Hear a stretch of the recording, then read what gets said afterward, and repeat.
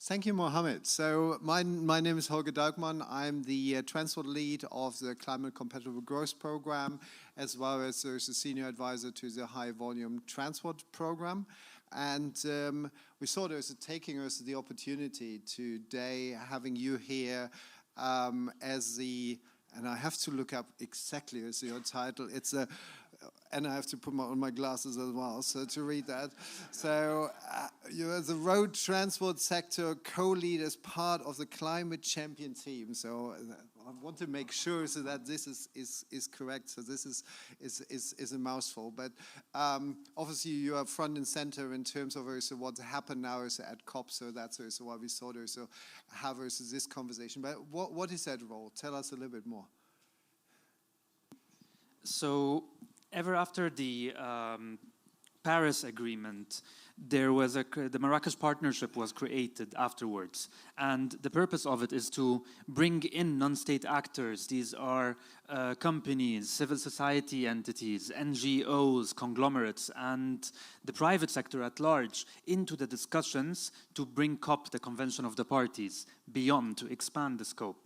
And since then, there were like high-level champions. And this is the distinction between the climate champions team, to which I belong, and we work with the high-level champions, supporting their work, implementing the agenda that they set.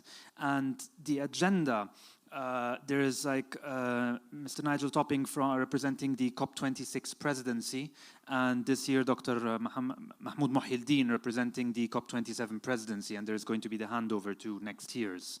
And as we know, this year is really about implementation. So our strategy, and as I'm part of the sector transformation team. So we really are split across multiple sectors, energy being one of them, built environment, and obviously transport. And within transport, there is shipping, there is aviation, and road transport. And the mandate is really, how do we shift this sector? How do we get to net zero? There are obviously the campaigns that by the climate champions, Race to Zero, where tens of thousands of cities and entities and private sector entities have signed up to committing to net zero 2050 and using this accreditation model by the climate champions. Race to Resilience, which is now really pushing on including resilience and adaptation measures into the day-to-day work, because we know that most of the focus has been on mitigation, but we need to balance our focus more.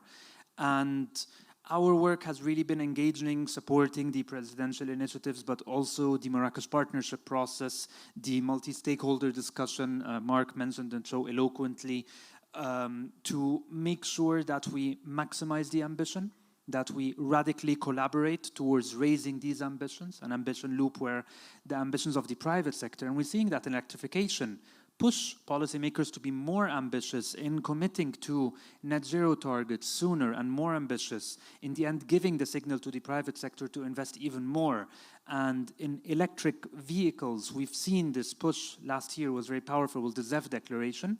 And now we're like thinking more holistically in transport also, how can we think about urban freight more deeply? How can we replicate this in urban mobility? Is it by active travel or public transport? And you see this in the State of Climate Action report, which the champions supported its production, with the addition of these two new indicators about the size of public transport and active travel infrastructure. Okay, so a lot of things are going on. So give us a little bit of insights and an outlook. We are end of COP. We won. Transport will really also be focused also next week, and there are lots of also like initiatives seems to come up. I heard some words around Lotus, and probably also we can also reveal a little bit also already also what we can expect also for week 2 and for what kind of initiatives we want to see. We will see there.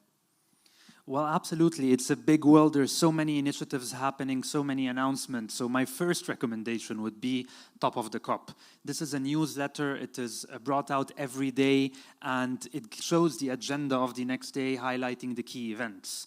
The second thing I'd recommend, there are two key events, and it is on the 16th, there's going to be the Marrakesh Partnership Global Climate Action event, and this one will focus on transport across multiple things, so you're invited in the Blue Zone or online, of course.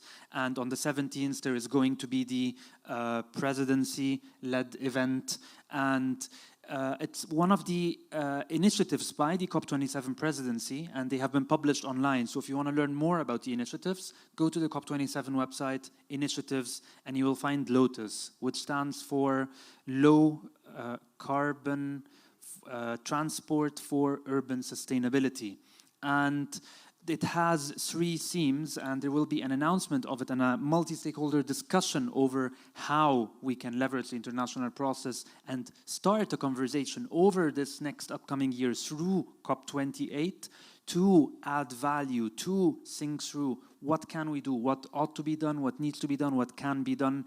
And there's also a lot of events and announcements that are going to come on the continuation of zero-emission vehicles from last year. So stay tuned, top of the COP is your go-to source. Okay, so 16, 17s, watch for Lotus, so we get this message. But you said... on the 15th as well, there's going to be SOCA Transport Day. Okay, so we should mention that as well, so very good.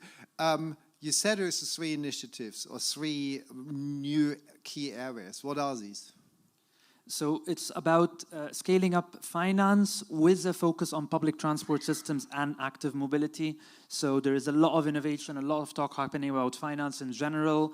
It's definitely flowing into zero-emission vehicles because of some of the clear benefits. How can we push it on active and public transport? This is definitely one of them.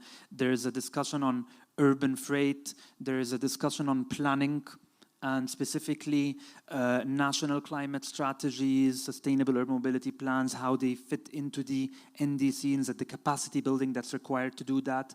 And informal transport is getting a voice on the table. It's very much about how do we operationalize and implement some of these things that we're talking about in the context of a lot of the countries that we're discussing and focusing on in this year's COP. So walking, cycling, public transport, informal transporters bringing in, rail bringing in is really important. But we have seen also in the past lots of announcements, call for actions. How do you want to ensure so that there will be also like measurable actions, more investments in that? So what are the things as we can expect also to see as oh, this is not just a one-off nice as a call for action, but there's something more is happening? Oh, you can definitely see that. Like, for instance, last year there was the Glasgow Declaration or the ZEV Declaration, which is focused on zero-emission vehicles. The question is, how is it going to expand this year? And we're going to hear about that. There is going to be the Race to Zero and the Race to Resilience campaigns, which increased massively over the last year. So we can see how entities are signing up to that. And it's an ongoing conversation. You're seeing the country platforms. I mentioned JETP, Nwafi is going to be under development, and they're not the only ones. There is also discussion about just energy transition for Senegal, for Indonesia. So there is a lot of talk and a lot of work that is happening. Okay, great to hear that there will be not just talk, but there's action and there's investment. So fantastic. So, but how we see us, and we heard that also before, leaving nobody behind. How to also make us such an agenda really truly inclusive. What is the thinking there? Well, it starts by having all of these stakeholders at the table. It starts by having a discussion. And this is also where I think in this year's COP has been quite inclusive in trying to bring in the transport community at large into the discussion very early on. Okay, great. So I think we have 1 minute left. So just give us a little bit. You already mentioned the 15th, 16th, 17th. What will be the highlighters to watch for us the next week? Well, they wouldn't be highlights if I told about them now, so stay tuned.